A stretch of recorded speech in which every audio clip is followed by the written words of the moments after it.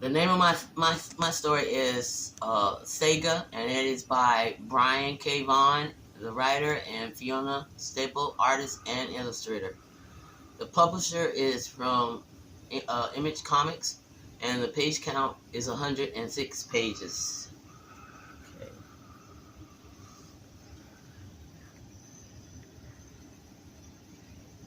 Okay. Is it a graphic novel, or is it a genuine graphic, or a compilation?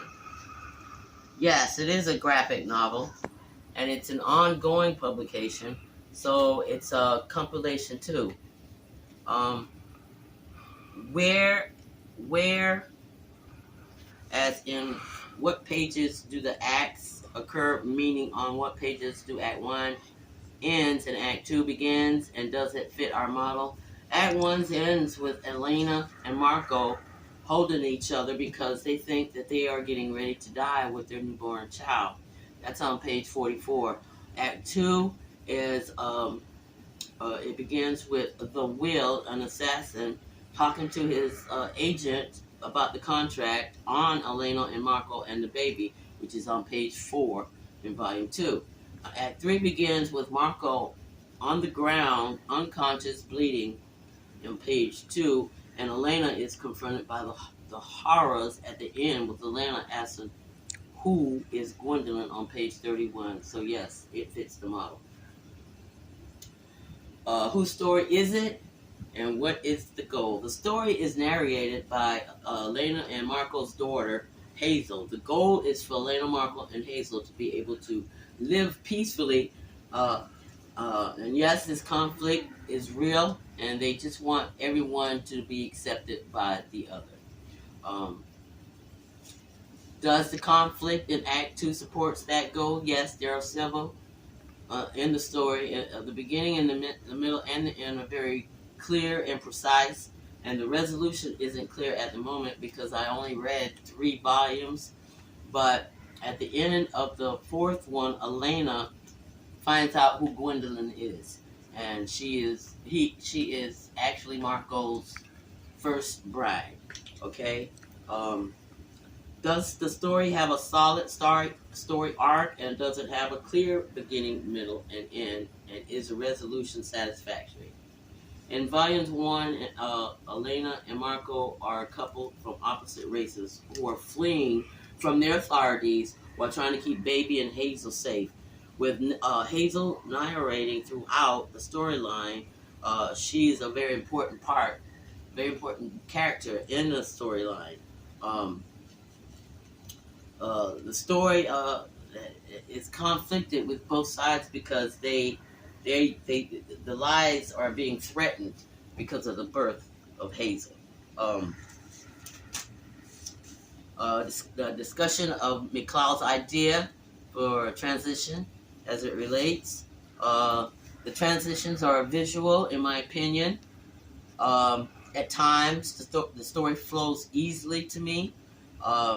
Each time they get in one dramatic situation and another one rises,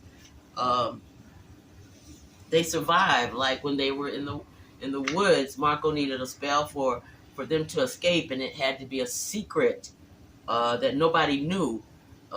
After Elena revealed that she liked the taste of her breast milk, the vines in the woods released them. Does the story make use of the page as a mini comic idea, and does it work effectively? My explanation to this is that it does effectively work because of the ongoing publications of the storyline. Okay, McCloud's transition. My only explanation for this discussion is the storyline has a flow where, at the beginning, the writer allows the reader to follow the characters, where things are explained when they do what they do. In my opinion, that's the glue that keeps the reader going back for more.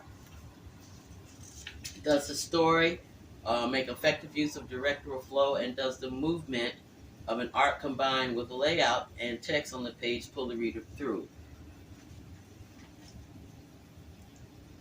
Yes, it does.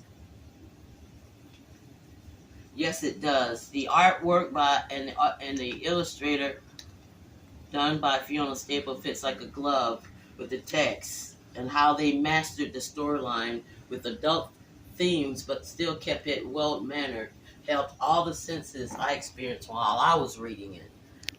It made me feel like I was right there, and that's a good storyline when they can do that, and it makes the reader wants to turn the page. I recommend this graphic novel uh, to anyone who's over 18 years old because of the content. Uh, I definitely would recommend this graphic novel to all of my friends. My son, the cameraman, wants to read it now. Here's a fun fact for you. Fun fact.